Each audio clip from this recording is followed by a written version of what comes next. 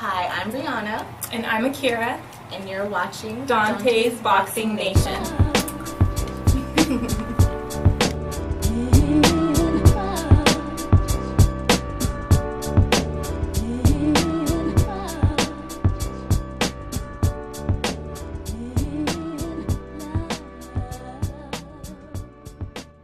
Dante's Boxing Nation, what's going on, guys?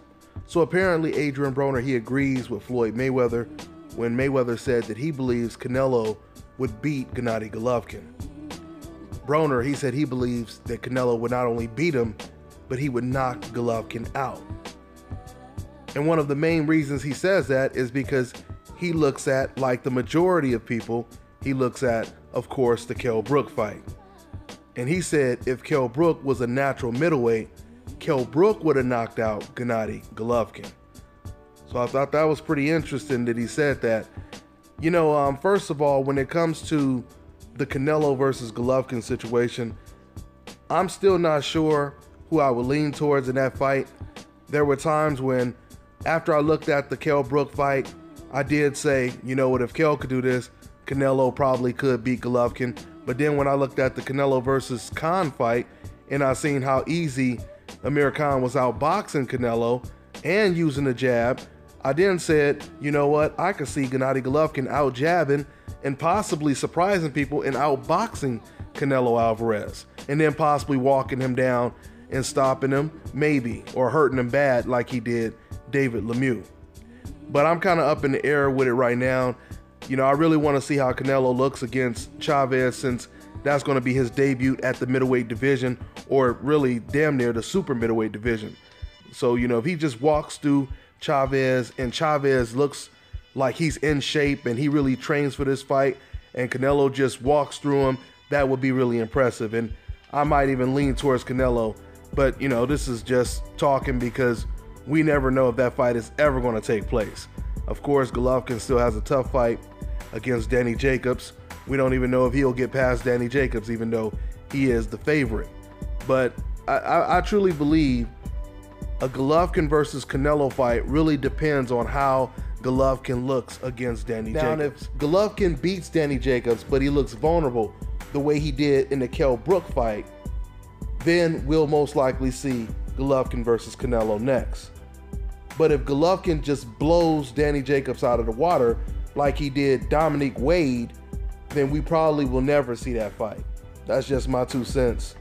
Now, when it comes to what Adrian Broner said about Kell Brook, if Kell Brook was a natural middleweight, he would have knocked out Golovkin. To a certain extent, I agree with what Adrian Broner said.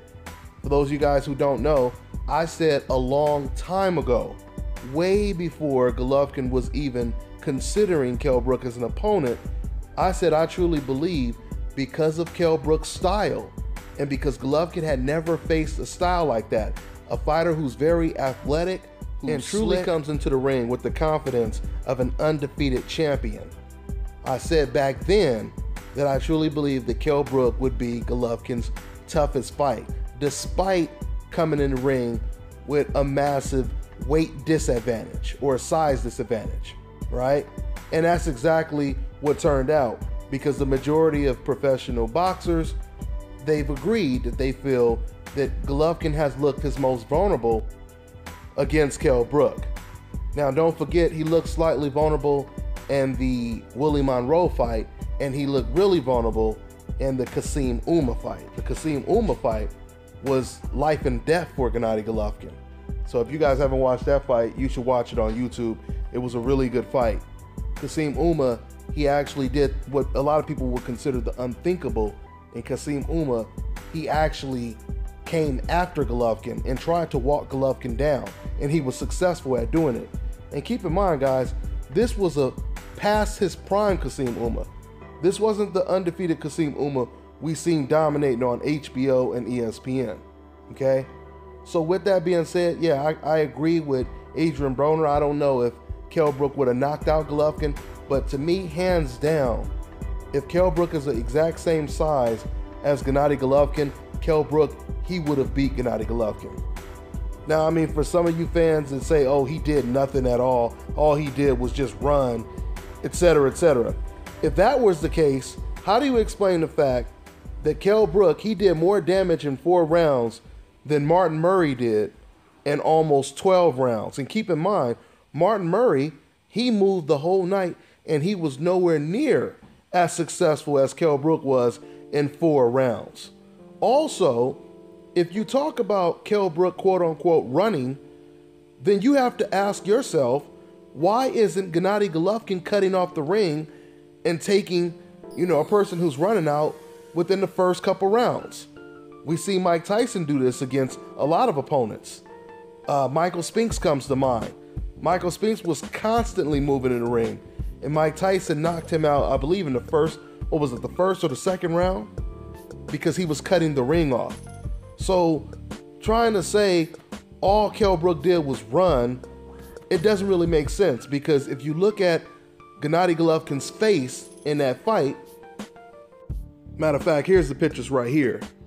If you look at his face right now, his face tells a different story. It doesn't look like he was in the ring with a guy who was running from him. It looks like he was in the ring with a guy that was punching him in the face. Not only that, but once again, if Kell Brook did nothing but run, there would be no professional fighters that actually do this for a living, like Adrian Broner, who are basically saying he looked vulnerable in the Kell Brook fight.